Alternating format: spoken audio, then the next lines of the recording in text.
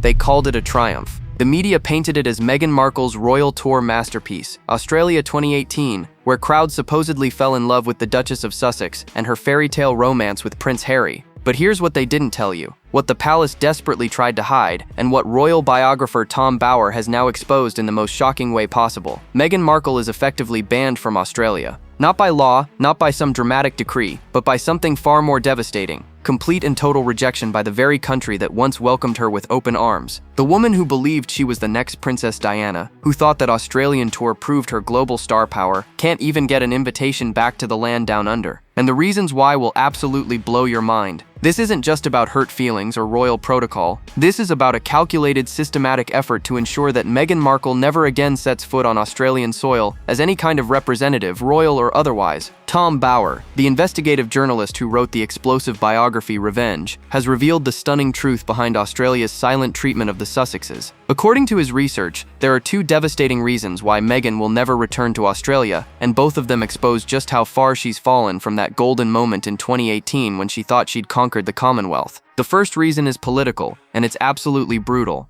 The Australian government, Bower reveals, would have to invite them back. But here's the kicker. They won't invite them because the British government and the British royal family would make absolutely sure that no invitation was forthcoming. Think about that for a moment. The very family Meghan married into, the very institution she claims victimized her, now has the power to block her from entire countries. They've essentially made her persona non grata across the Commonwealth. And Australia is just the beginning. But the second reason might be even more humiliating for someone as image-obsessed as Meghan Markle. According to Bower's bombshell research, Harry and Meghan only travel where it's free. The couple that once commanded millions for Netflix deals, that lived in a $16 million Montecito mansion, allegedly can't afford to fund their own trip to Australia. The cost, hundreds of thousands of dollars. And for what? What exactly would they be selling? What product, what brand, what message could they possibly promote that Australians would want to buy? This is the same woman who spent $300,000 worth of jewelry, including Princess Diana's Cartier watch, to attend a beach party at Kevin Costner's house. She can afford to drape herself in diamonds for a casual Saturday afternoon in Santa Barbara, but apparently can't finance a trip to a continent where she once believed she'd found her calling. The math doesn't add up, unless you understand the deeper truth that Bower has uncovered. The Australian ban isn't just about politics or money.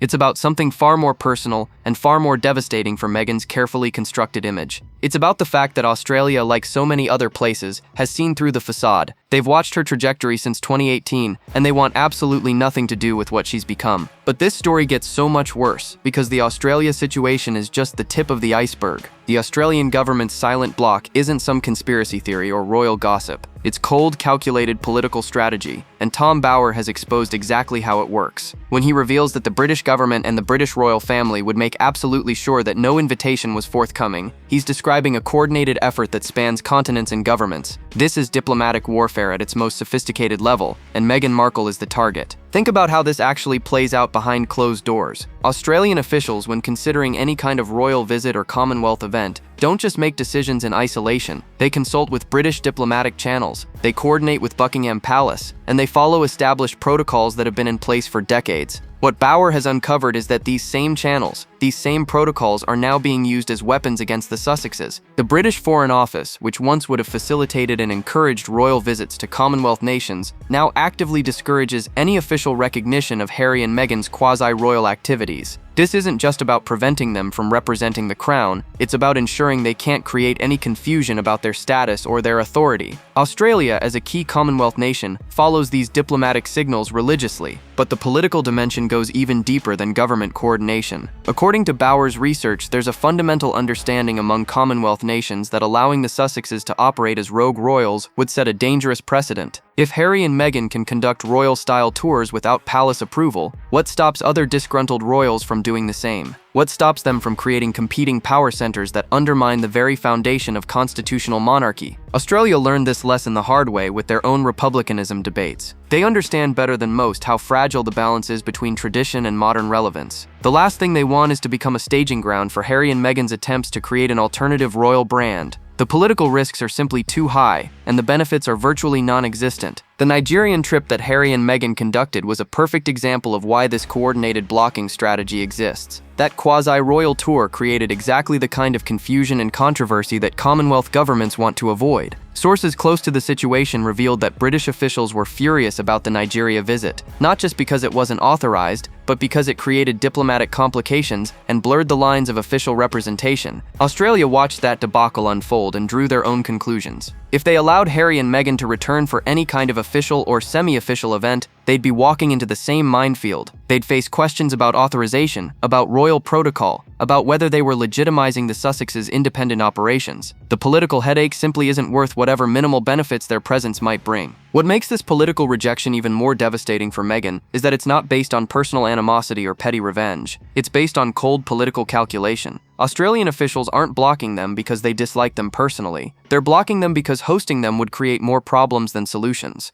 In the ruthless world of international diplomacy, that's about as damning as it gets. The woman who once believed she could charm her way to global influence has discovered that politics doesn't care about star power or media attention. It cares about stability, protocol, and avoiding unnecessary complications. And right now, Harry and Meghan represent nothing but complications. But the political blockade is only half the story. Because what's happened to Australian public opinion since that 2018 tour is even more shocking. The numbers tell a story that would make any celebrity's publicist break out in a cold sweat. As of mid to late 2025, Harry and Meghan's popularity in Australia has crashed to an all-time low. Polling data reveals they're now among the least popular members of the royal family, and public perception has declined so dramatically since that 2018 royal tour that it's almost impossible to believe these are the same people who once drew cheering crowds in Sydney and Melbourne. But here's what makes this collapse even more staggering. They haven't been back to Australia since that tour. Not once. Think about that for a moment. If that 2018 visit was truly the triumph they claimed it was, if Meghan really had found her calling as a global humanitarian, and Harry had connected with his Commonwealth family, wouldn't you expect them to return? Wouldn't you expect them to nurture that relationship? Build on that foundation, capitalize on that supposed success. Instead, what we've witnessed is a complete abandonment of what should have been their strongest international base. Tom Bower points out this glaring strategic failure with brutal clarity. If they really believed that Australia trip was transformative, why wouldn't they try to nurture that popularity? The answer reveals everything about their true priorities and their fundamental misunderstanding of how genuine influence actually works. The Australian public has watched Harry and Meghan's post-royal trajectory with growing skepticism and outright disdain. What started as curiosity about the American actress who married their prince has evolved into something much harsher. Australians pride themselves on being able to spot authentic people versus those putting on airs, and Meghan's subsequent behavior has failed that test spectacularly. The constant complaints about royal life, the explosive Oprah interview filled with accusations that were later debunked, the endless cycle of victimhood narratives, none of this resonated with Australian sensibilities. Australians have their own complex relationship with the British monarchy, but they respect institutions and they value hard work over celebrity grievances. Meghan's approach to post-royal life violated every principle that Australians hold dear about earning respect rather than demanding it. What particularly damaging for Meghan's image in Australia is how her behavior contrasted with the other royals they actually see regularly. When William and Catherine visit Australia, they work. They engage with communities, they support local causes, they demonstrate genuine interest in Australian issues and Australian people. They don't show up to take photos and leave. They don't use Australia as a backdrop for their personal brand building. Harry and Meghan's approach was always different, even during that 2018 tour. According to sources who spoke to Tom Bower, even then there were warning signs about their priorities and their attitude. The tour was successful in terms of media coverage and public appearances, but behind the scenes there were already concerns about their focus on image management rather than genuine engagement. The Australian media, which initially gave them favorable coverage, has become increasingly critical as the Sussex brand has evolved. Australian journalists, known for their directness, haven't been shy about pointing out the contradictions in Meghan's public persona. They've noted how someone who complained about media intrusion now courts publicity at every opportunity. They've questioned how someone who claimed to want privacy has built an entire post-royal career on sharing personal details. This media skepticism has filtered down to public opinion, creating a feedback loop that's become increasingly negative for the Sussexes.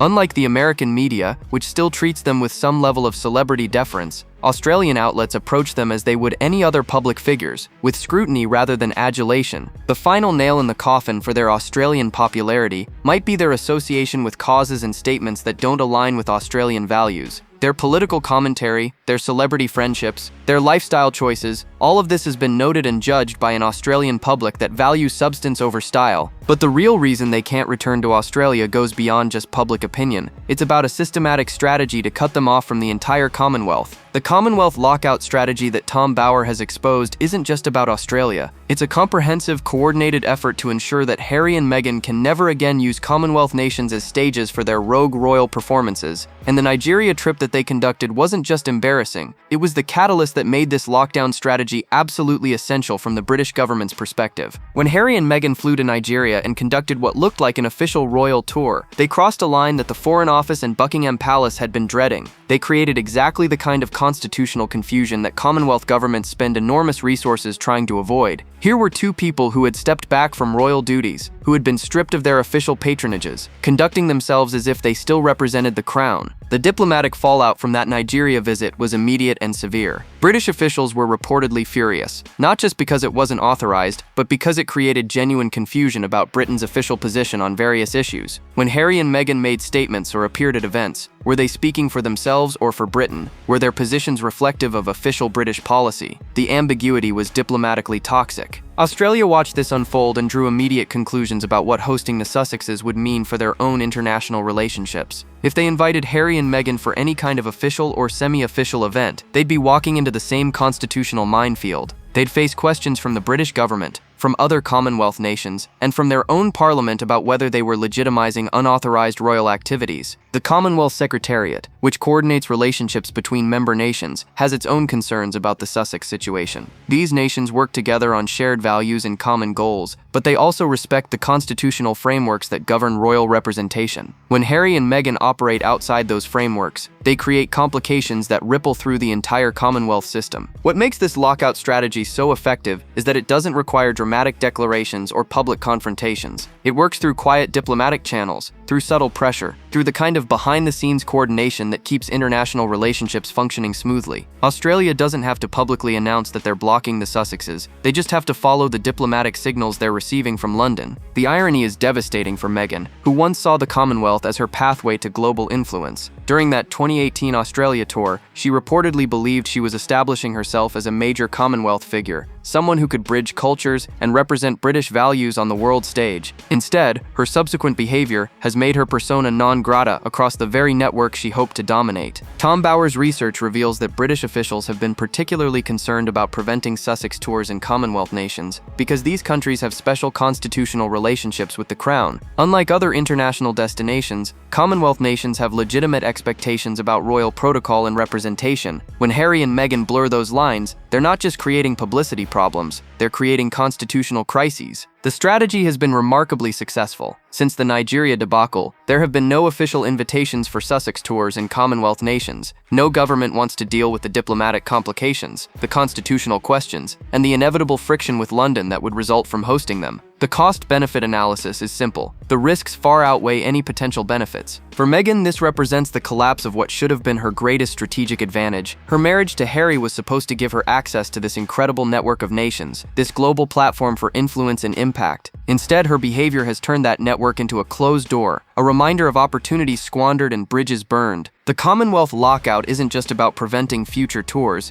it's about sending a clear message about the consequences of trying to operate as unauthorized royals. It's a demonstration that the institutional power of the monarchy extends far beyond Britain's borders, and that challenging that institution has real, lasting consequences. But even if diplomatic doors weren't being slammed shut, there's another problem that makes international travel almost impossible for the Sussexes. Tom Bower dropped a bombshell that reveals just how far the mighty have fallen. According to his explosive research, Harry and Meghan only travel where it's free. Let that sink in for a moment. The couple that once commanded millions from Netflix, that lives in a $16 million Montecito mansion, that can drop $300,000 on jewelry for a beach party, allegedly can't afford to fund their own international travel. The cost of a proper trip to Australia would run into hundreds of thousands of dollars. We're talking about security, accommodations, transportation, staff, and all the logistics that come with moving two high-profile individuals across the globe. For most celebrities of their supposed caliber, this would be a standard business expense. For Harry and Meghan, according to Bower's findings, it's become an insurmountable obstacle. This financial reality explains so much about their recent travel patterns. The Nigeria trip, the Colombia visit, These weren't just random destinations chosen for their humanitarian value. These were places where local governments or organizations were willing to foot the bill for their presence. They've become dependent on others financing their international activities, which severely limits where they can go and what they can accomplish. The Australia situation becomes even more humiliating when you consider what they'd actually be selling if they did manage to get there. Bauer's brutal assessment cuts right to the heart of their commercial crisis. What exactly would they be promoting? The jam business that never launched? The Netflix content that's been universally panned? The lifestyle brand that exists more in press releases than in reality? Their product portfolio has collapsed so dramatically that even if someone were willing to pay for them to visit Australia, it's unclear what the value proposition would be. They're not working royals anymore, so they can't offer official representation. They're not successful entertainers, so they can't offer compelling content. They're not respected humanitarian figures, so they can't offer meaningful advocacy. This creates a vicious cycle that Bauer has identified as central to their current crisis. They need international visibility to maintain their brand relevance, but they can't afford to travel internationally without someone else paying. They need successful projects to justify international travel, but they can't create successful projects without international platforms. They're trapped in a downward spiral of their own making. The contrast with their early post-royal period is stark. Back then, they were getting paid millions just for showing up places, just for lending their names to projects, just for existing as the Duke and Duchess of Sussex. Now, according to Bauer's research, they're struggling to find anyone willing to cover basic travel expenses for their appearances. But the money problem is just a symptom of a much deeper issue about what they're actually trying to sell to the world. Tom Bauer's most devastating question cuts right to the core of the Sussex crisis. What are they selling? This isn't just about marketing or brand strategy. This is about the fundamental collapse of their value proposition as public figures. When Bauer asks what they could possibly promote in Australia,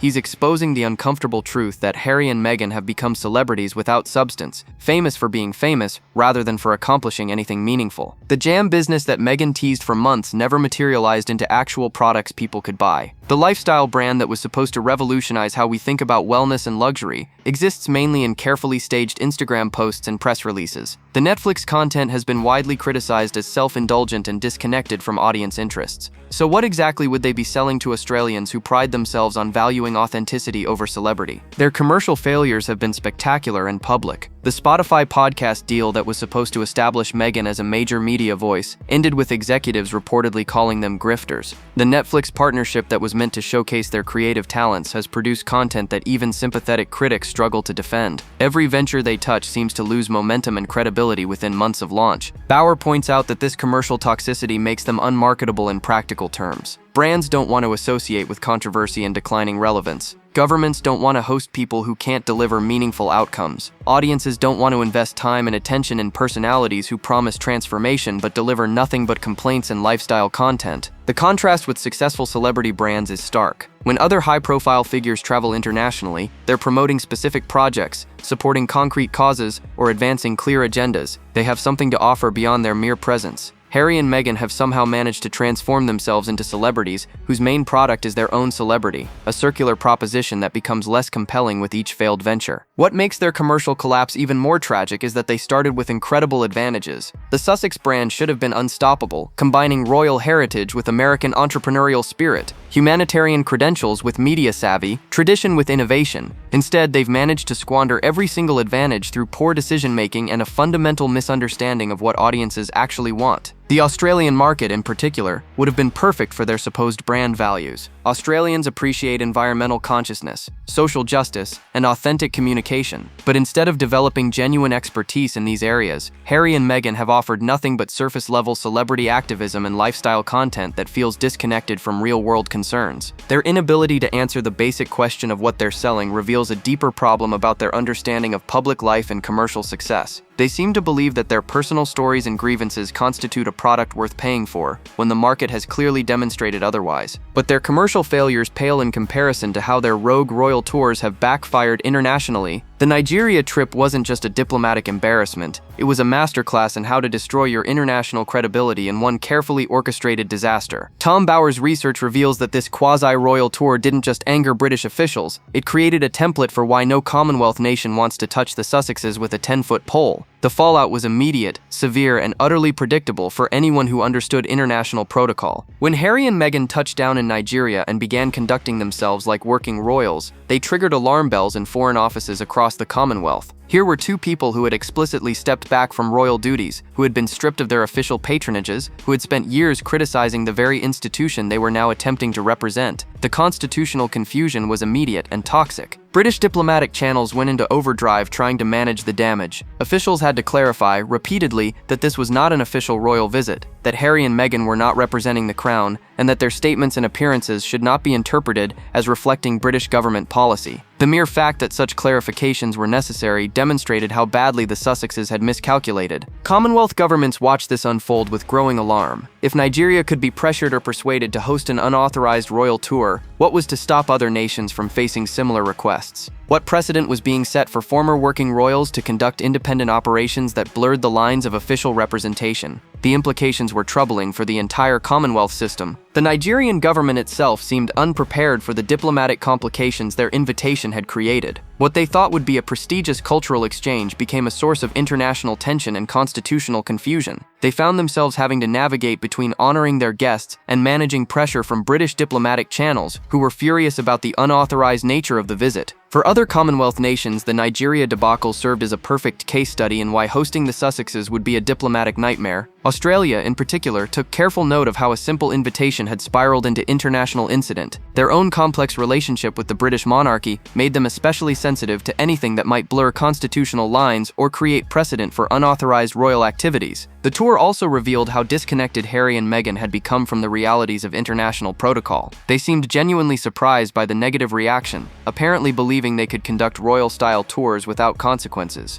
This fundamental misunderstanding of how diplomacy actually works only reinforced concerns about their judgment and their understanding of their post-royal status. What made the backlash even more damaging was how it exposed their motivations. This wasn't about humanitarian work or cultural exchange. It was about maintaining the appearance of royal relevance while building their personal brand. The Nigerian trip became a perfect example of how they were trying to have their cake and eat it too, maintaining royal privilege without royal responsibility. But while their international reputation was crashing, signs of desperation were becoming visible much closer to home. Tom Bower spotted the most telling sign of Meghan's growing desperation, and it happened at a beach party in Santa Barbara. When she showed up to Kevin Costner's charity event for emergency workers wearing $300,000 worth of jewelry, including Princess Diana's Cartier watch, it wasn't just about making a fashion statement. According to Bower's analysis, it was about being seen at any cost, by anyone who would pay attention. The most damning detail? She had skipped this exact same event the year before. In 2023, when Meghan was still promoting her Netflix series and trying to maintain some semblance of A-list credibility, she couldn't be bothered to attend a charity event in her own backyard.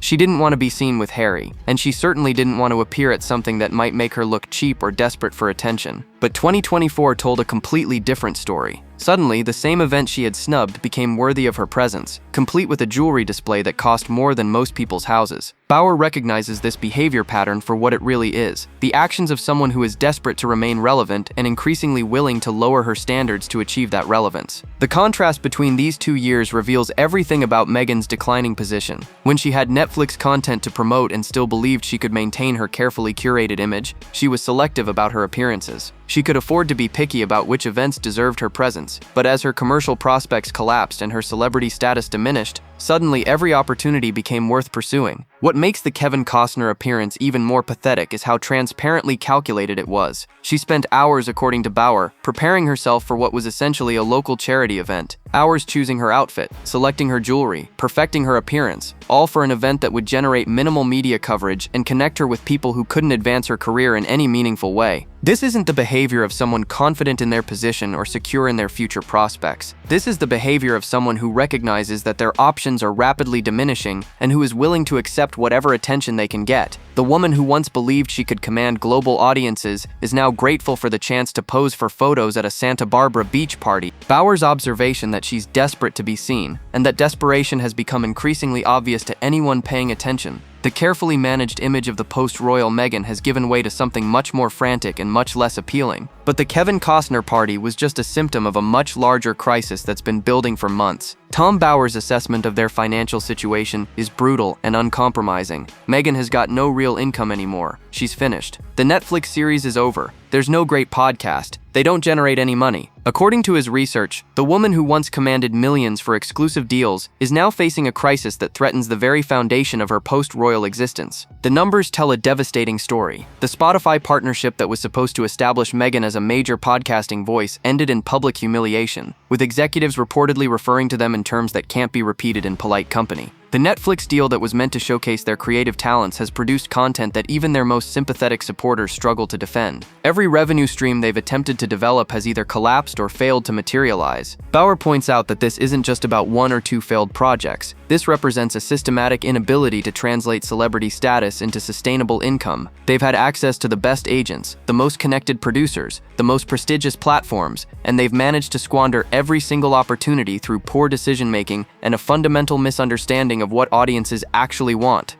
The Archwell Foundation, which was supposed to be their vehicle for meaningful charitable work, has become another symbol of their declining influence. Bower reveals that it's not really functioning as a charity in any meaningful sense. It's a commercial organization that gives very little money away because they haven't got much money in the pot. Compared to genuinely successful philanthropists who give away hundreds of millions, they're operating at a level that's almost embarrassingly small. Their lifestyle choices make the financial crisis even more stark. The Montecito mansion, the private security, the designer wardrobes, all of this requires massive ongoing income to sustain, but their ability to generate that income has evaporated along with their commercial credibility. They're living like A-list celebrities while earning like struggling influencers, a mathematical impossibility that can only end one way. The timing couldn't be worse for their brand recovery efforts. Just as they most need successful projects to rebuild their credibility, they're discovering that their reputation for difficult behavior and commercial failure has made them essentially unemployable in the entertainment industry. No one wants to work with people who are known for creating drama and failing to deliver results. What makes their financial crisis particularly poignant is how avoidable it should have been. They started with every possible advantage: royal connections, global recognition, sympathetic media coverage, and unlimited opportunities. The fact that they've managed to transform all of that into financial uncertainty reveals something profound about their judgment and their understanding of how success actually works. But their money problems are just one symptom of a much larger question about their relevance and their future in the public eye. Australia's final verdict on Harry and Meghan isn't written in any official document, but it's carved in stone through their actions and their silence. The land down under, which once welcomed them with open arms and cheering crowds, has delivered the most damning judgment possible: complete indifference. They've moved from curiosity to disappointment to active rejection, and there's no pathway back from that kind of reputational collapse. Tom Bower's research reveals that Australian polling now shows them among the least popular members of the royal family, a stunning reversal from their 2018 tour when they were treated like conquering heroes. But numbers only tell part of the story. The real verdict lies in Australia's complete lack of interest in engaging with them on any level, official or otherwise. The Australian media, once eager to cover their every move, now treats them as cautionary tales rather than celebrities worth following. When they do get mentioned, it's usually in the context of what not to do, how not to handle royal privilege, how not to build sustainable public influence. They've become examples of squandered opportunity rather than figures worthy of admiration or attention. Australian officials have made their position crystal clear through their actions rather than their words. No invitations, no overtures, no interest in any kind of collaboration or engagement. This isn't personal animosity, it's professional assessment. They've evaluated what Harry and Meghan have to offer and concluded that the answer is nothing of value. The cultural disconnect has become insurmountable. Australians value hard work, authentic achievement, and genuine contribution to society. Harry and Meghan's post-royal trajectory represents everything that Australian culture rejects: celebrity without substance, privilege without responsibility, complaints without solutions. They've managed to violate every principle that Australians hold dear about earning respect rather than demanding it. Perhaps most telling is how Australia has moved on without them. The royal events, the Commonwealth celebrations, the charitable initiatives, all of this continues without any acknowledgement that Harry and Meghan exist. They've been written out of the Australian story completely, not through dramatic confrontation but through simple irrelevance. Their ban from Australia isn't really a ban at all. It's something much worse. It's indifference. It's the recognition that they've transformed themselves from interesting public figures into cautionary tales. Australia has delivered its final verdict, not through angry rejection, but through complete dismissal. In the land down under, Harry and Meghan have become exactly what they most feared: forgotten. The woman who once believed she could conquer the Commonwealth has been conquered by her own choices, her own behavior, and her own fundamental misunderstanding understanding of what it takes to maintain respect and relevance on the global stage. Australia's door isn't just closed, it's been permanently sealed, and the keys have been thrown away. Drop your thoughts below, like, subscribe, and stay tuned. The next video is waiting, and you won't believe what's coming next.